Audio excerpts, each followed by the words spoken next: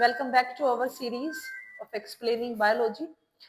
आज का जो हमारा टॉपिक है वो हम हेरिडिटी को कंप्लीट करेंगे और जो हेरिडिटी का हमारा फर्स्ट टॉपिक आज हम डिस्कस करेंगे वो है how do traits get expressed. यानी कि जो ट्रेड्स करेक्टर्स, हम ट्रेड्स को ही करेक्टर बोलते हैं, ट्रेड्स जो हैं वो कैसे एक्सप्रेस किए जाते हैं, ये हमारा आज का क्वेश्चन है पहला जिसे हम डिस्कस करेंगे। देखिए, ट्रेड्स होते क्या हैं? Traits are the characters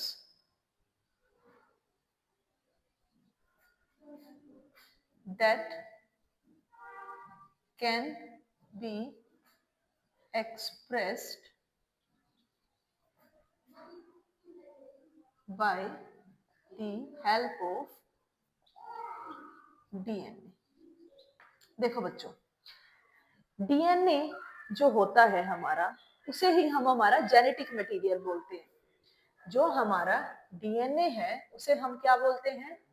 genetic material. आपने सुना होगा कि डीएनए को जेनेटिक मटेरियल बोला जाता है।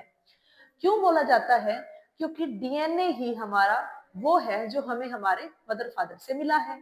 यानी कि जो मदर फादर के कैरेक्टर हैं वो डीएनए के रूप में हमारे अंदर आते हैं। तो डीएनए जो है वो हमारा क्या हुआ? Genetic material. डीएनए की वो सेगमेंट जो किसी भी कैरेक्टर को रिस्पॉन्सिबल कहलाती है, यानी कि किसी भी कैरेक्टर के लिए रिस्पॉन्सिबल है, उसे हम बोलते हैं जीन। डीएनए की segment of DNA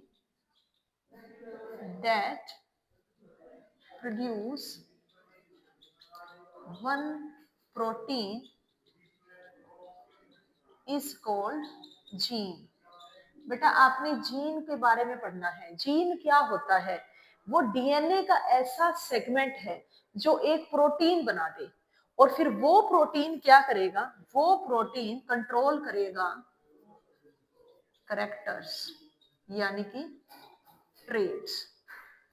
मतलब आप ये देखिए, कोई भी हमारे अंदर कैरेक्टर है, उसे कंट्रोल करने के लिए जीन कोई ना कोई प्रोटीन बनाता है। जैसे हमारी आई है, आई से हम कोई भी कलर देख पाते हैं, राइट?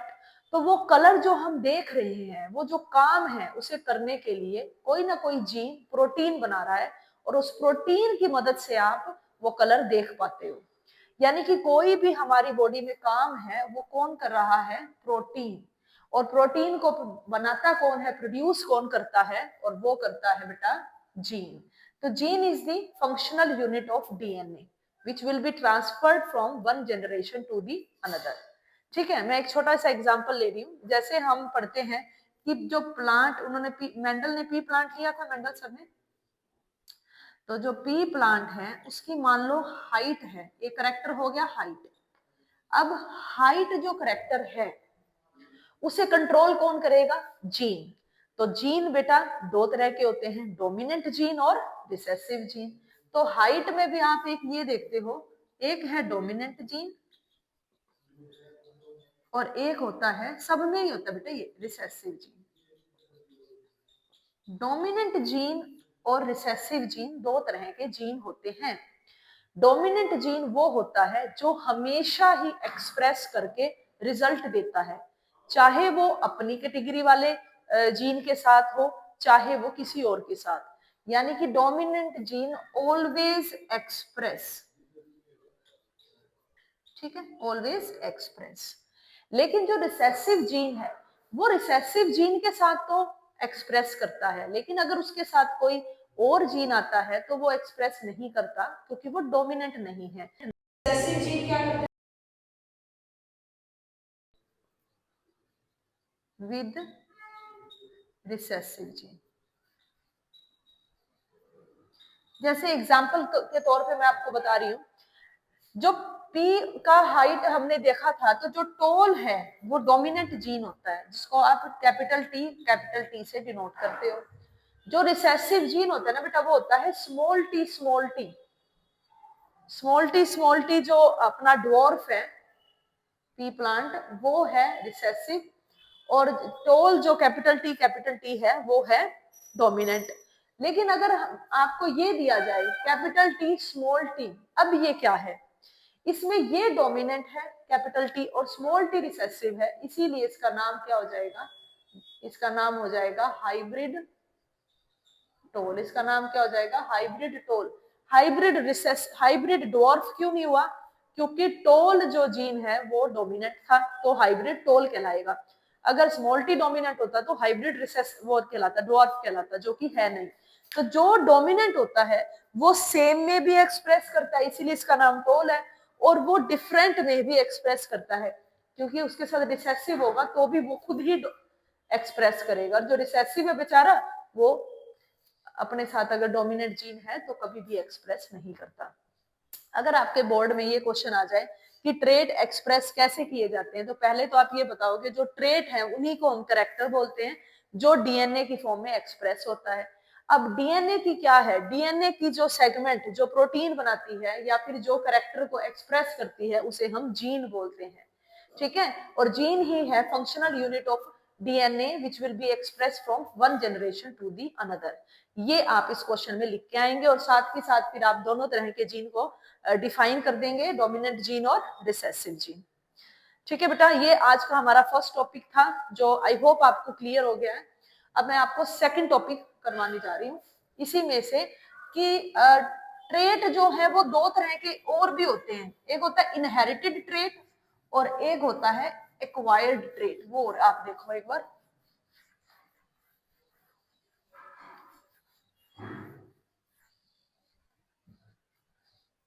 एक होते हैं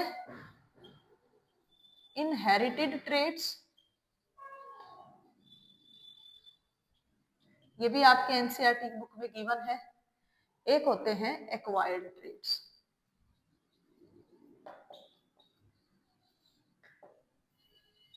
इनहेरिटेड ट्रेट्स वो ट्रेट्स या वो कैरेक्टर कहलाते हैं जो one generation to another generation transfer हो जाते हैं। जैसे हमारे जो बाल हैं वो हमारे मदर या फादर में से किसी ना किसी से मिलते जुलते हो सकते हैं, आई कलर मिलता जुलता हो सकता है, हमारी हाइट मिलती जुलती हो सकती है, हमारा स्किन का कॉम्प्लेक्शन मिलता जुलता हो सकता है, क्योंकि ये जो करेक्टर मैं आपको बता रही हूँ ना, ये सारे के सारे इनहेरिटेड ट्रेट्स हैं। यानी कि वो करेक्टर जो हमें हमारे मदर या फादर या हमारी पिछली जनरेशन से मिलते हैं जेनेटिक्स के रूप में, वो सारे हमारे इनहेरिटेड ट्रेट्स होते हैं। लेकिन बेटा जो एक्वायर्ड ट्रेट्स हैं ये हमें आफ्टर बर्थ हमारे अंदर आते हैं, और ये कभी भी अगली जनरेशन में ट्रांसफर नहीं होते। जैसे मान लो कोई पर्सन है, उसे कुछ सालों बाद चोट लग जाए कोई, तो क्या वो जो करेक्टर है भाई उनके अंदर कोई डैमेज हो गया है, क्या वो दूसरी उनकी जनरेशन में जाएगा? बिल्कुल भी नहीं जाएगा, क्योंकि वो कौन से करेक्टर हैं? एक्वायर्ड ट्रेट्स हैं, ठीक है। तो इनहेरिटेड ट्रेट्स क्या है? The traits that transfers from one generation to the other. एक जनरेशन से दूसरी जनरेशन में जाने वाले करेक्टर क्या कहलाते हैं? Inherited characters. और वो करेक्टर्स जो नहीं जाते, that do not transfers from, जो एक करेक्टर्स मतलब एक जनरेशन से दूसरी जनरेशन में नहीं जाते,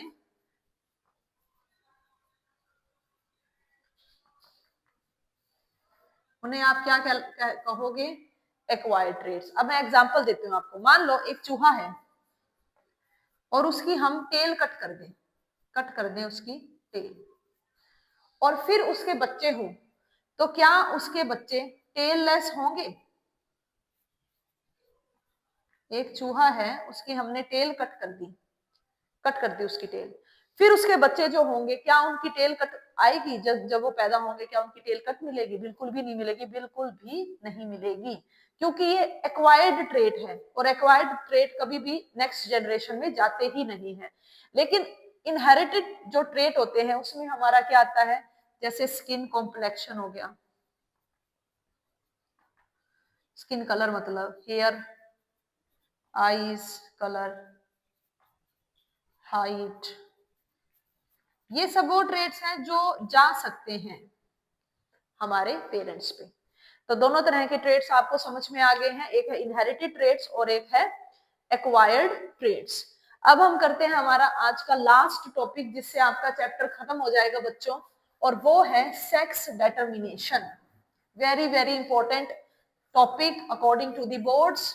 सेक्स डिटरमिनेशन जो टॉपिक है बहुत बार एग्जाम में पूछा गया है और अभी भी आपसे पूछा जा सकता है, तो ये टॉपिक आप जरूर से जरूर करके जाएं, सेक्स डिटरमिनेशन।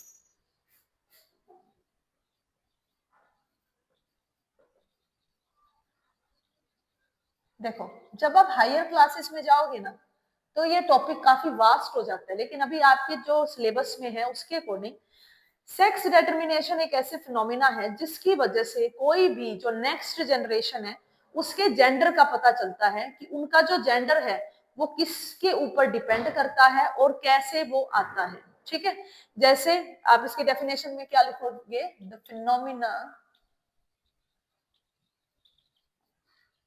through which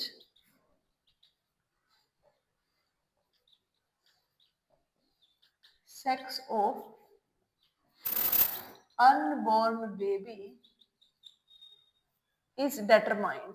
जो बच्चा अभी जन्म नहीं हुई, जिसका जन्म नहीं हुआ, उसका जेंडर या सेक्स पता करना सेक्स डिटरमिनेशन कहलाता है। बहुत सारे ऐसे जीव जंतु हैं जिनका सेक्स डिटरमिनेशन एनवायरनमेंट से हो जाता है, लेकिन हम ह्यूमन बीइंग्स का जो सेक्स डिटरमिनेशन है वो होता है with the help of sex chromosomes. ये किसकी वजह से होगा? In humans it is done due to sex chromosomes. किसकी वजह से होगा? सेक्स क्रोमोसोम्स की वजह से। ह्यूमंस में 46 क्रोमोसोम होते हैं, यानी कि 23 पेयर ऑफ क्रोमोसोम्स होते हैं, जिसमें से अगर मेल की बात की जाए तो होंगे 44 प्लस एक्स वाई। ये सेक्स क्रोमोसोम है बेटा। एक्स वाई क्या है? Sex chromosome. 44 हमारे ऑटोजोम होते हैं जो कि मेल फीमेल में सेम मिलेंगे। फीमेल्स में होंगे 44 प्लस एक्स एक्स। जो बेटा फीमेल्स में सेक्स क्रोमोसोम है वो सेम है, एक्स एक्स, मेल में अलग है, एक्स वाई। जब हम यहां से देखते हैं कि मेल में जो गैमीट बनता है वो होते हैं स्पर्म, और वो दो टाइप के हो सकते हैं, एक्स या फिर Y. On the other hand female में जो एग यानी कि ओवा बनेगा वो एक्स ही रहेगा, क्योंकि दोनों केसेस में एक्स ही है। चाहे इनको आप अलग अलग सेग्रीगेट कर दो तो भी यहाँ एक्स एक्स बचेगा, यहाँ एक्स वाई है। फिर आप जैसे F1 जनरेशन निकालते हो तो आप फादर के गैमिट यहां लिख दो और मदर के गैमिट यहां लिख दो। अब क्रॉस करो, एक्स एक्स ये इससे किया तो भी एक्स एक्स, ये किया एक्स वाई एक्स वाई। तो आप देख रहे हो 50% तो आया है एक्स एक्स और 50% आया है एक्स वाई, यानी कि 1:1 है। इस हिसाब से तो बॉय और गर्ल के होने के चांसेस सेम होते हैं, क्योंकि दोनों की रेशियो 1:1 आई है। फिर भी हमसे जो पेपर में पूछा जाएगा वो ये पूछा जाएगा कि आपने देखा है हमारे समाज में अगर किसी की लड़कियां ज्यादा होती हैं तो मदर को ब्लेम किया जाता है, लेकिन मदर को ब्लेम करना सही नहीं है, क्योंकि साइंटिफिकली अगर बेटा देखा जाए तो मेल के जो स्पर्म है वो एक्स भी हो सकते हैं और वाई भी हो सकते हैं। अगर तो मेल्स एक्स स्पर्म फर्टिलाइज करता है फीमेल के एक्स एग को, तो हमेशा ही गर्ल प्रोड्यूस होगी, गर्ल पैदा होगी। और अगर वाई स्पर्म फ्यूज करता है एक्स के साथ, दोनों में से कोई भी एक्स हो, चाहिए, अगर वाई स्पर्म जो है, वाई क्रोमोसोम जो है, अगर वो फ्यूज करता है एक्स ऑफ फीमेल तो हमेशा बॉय होगा। यानी कि sex determination depend upon Y chromosome of father, क्योंकि अगर वाई क्रोमोसोम ही फ्यूज करेगा किसके साथ? एक्स के साथ, एक्स ऑफ मदर, तो बनेगा एक्स वाई यानी कि बॉय। और अगर एक्स ये मतलब इसकी जगह एक्स क्रोमोसोम आए फादर का और वो फ्यूज करे किसके साथ? वो भी फ्यूज करे एक्स ऑफ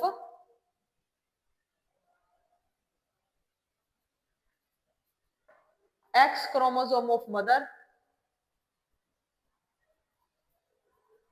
तो क्या प्रोड्यूस होगी? गर्ल।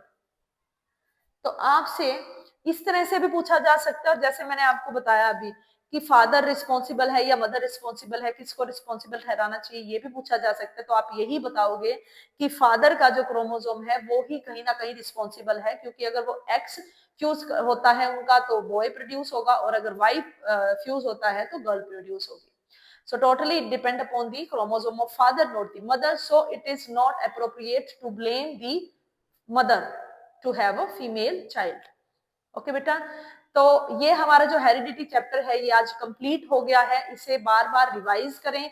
4-5 टॉपिक हैं लेकिन बहुत ही इंपॉर्टेंट टॉपिक है बेटा।